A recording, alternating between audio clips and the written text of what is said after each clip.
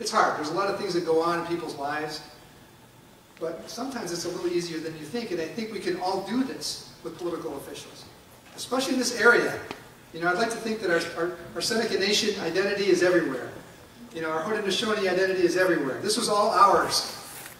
And someday, in a sense, it will be all ours again. We may not have the title, but if we are contributors and we're working together, I think these officials will get it and they want to work with us. Thirdly, the international realm. The Declaration on the Rights of Indigenous Peoples was finally acknowledged by the President of the United States last year. I was at the meeting at the White House summit that he convened where he announced the United States would support this. A little bit of murky lawyer language in the fine print about what that really means, but it's a start. If you don't know about the Declaration, it's worth researching and looking at, because for the first time, the nations of the world are recognizing the rights of indigenous peoples as being separate and apart from the lives of other citizens in various states.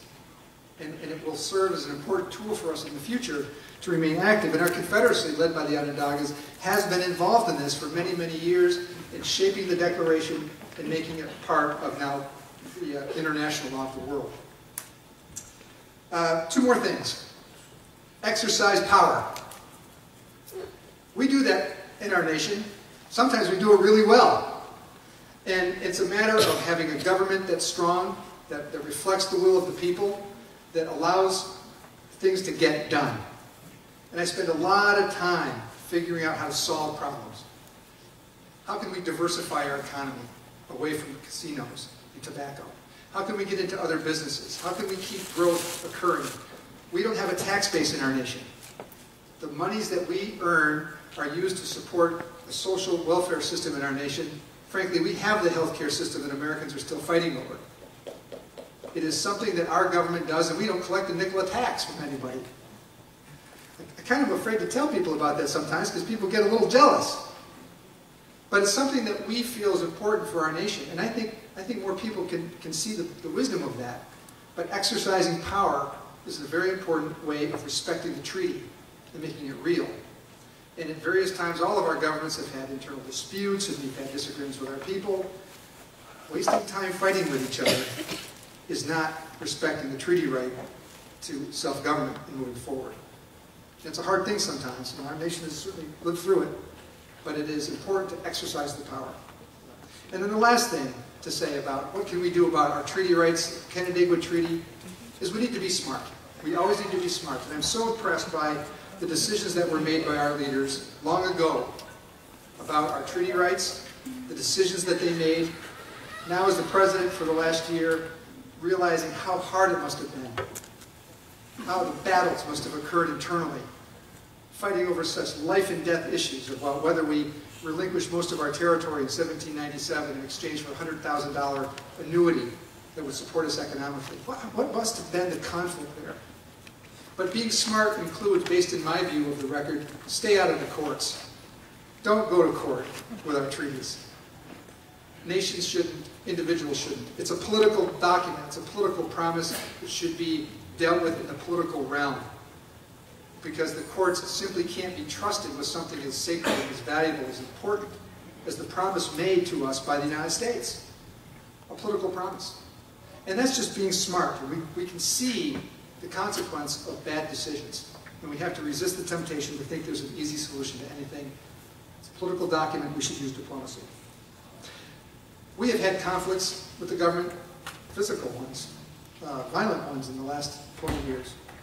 And even today I was asked questions by the media about some eminent discussions of maybe new efforts by the state to try to tax the cigarettes made in our territory, about whether there would be violence if these things happen. And I tried to make it very clear, as I always do, every nation and people have the right to defend themselves against threats. But my job as the president is I'm the chief diplomat, and we have a 16-member council.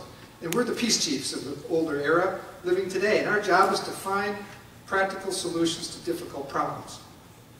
But if we fail, if we can't take home a good answer to the people, well, then you're going to have to deal with the people. And sometimes they're not going to be very happy about it. And I guess that, in our nation, is part of what that treaty's about. Is that we have struggled for survival. We have fought vigorously through all kinds of odds, through all kinds of efforts to destroy us. And I think as we live today, we need to just accept the history that we've lived through. We need to be empowered by it. We need to find new ways to make our treaty, our Canandaigua Treaty, vital and useful for all of us. And I'm confident that we will be able, with a long-term focus, looking generations ahead, be able to achieve that goal and objective. So I'm very honored to be here tonight. I want to thank you for your time, and I'd be glad to take any questions, and we have time for that, but otherwise, thank you very much. Yeah.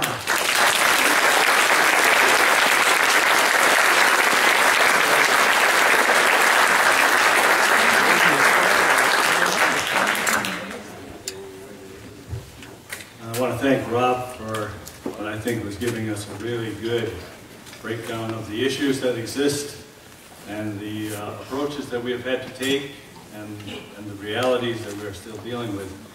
I know some of you want to get to the social, and I understand that. So let's take maybe just one or two quick questions over here.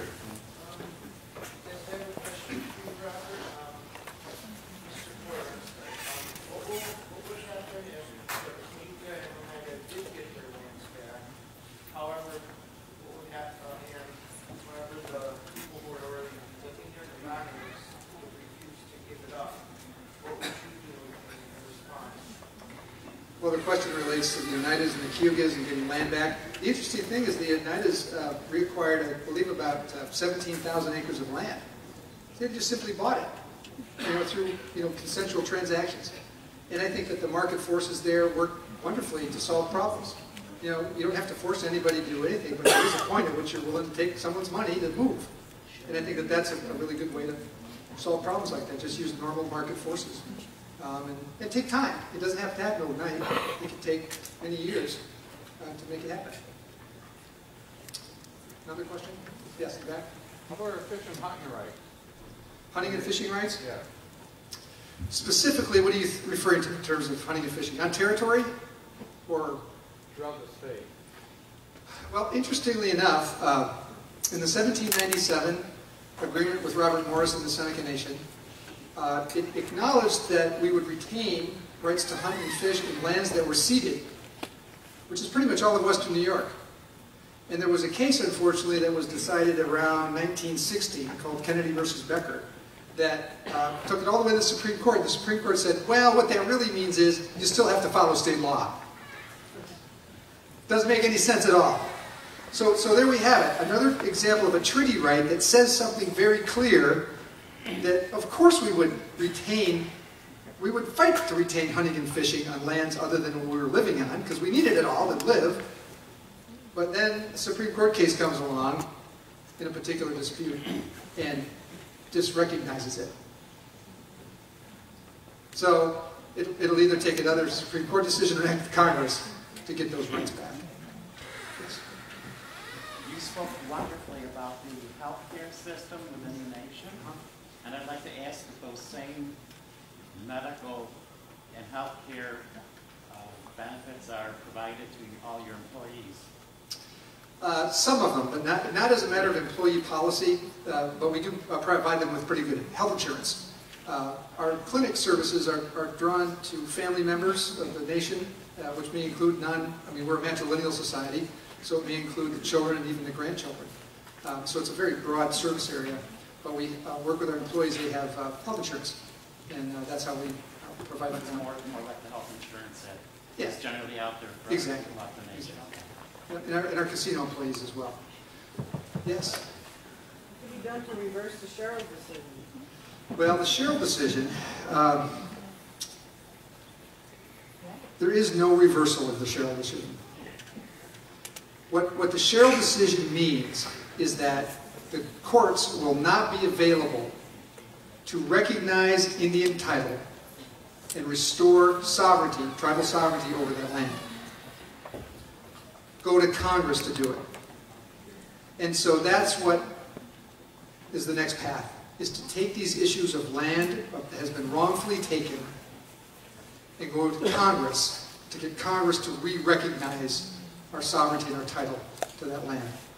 Seneca Nation, Tonawanda Seneca Nation, Tuscaroras, we all have these non-intercourse violations. So the strategy that is being pursued now is these matters have to go to Congress. And unfortunately, Congress has a long list of Indian nations that have been denied land justice. And so it's almost you got to take a number and get in line.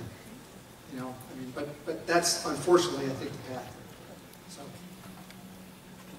We got to go down. I think Rob asked before he leaves. Okay, I just wanted to say that there is a November 18th and 19th, Syracuse University Law School is going to take up the subject of latches. 2 days are going to be spent discussing just exactly what you're talking about. What are the options available to the nations now that you've had a decision like the Shell case and like the Cuban Nation case rendered? So, again, thank you all for your kind attention and for coming today.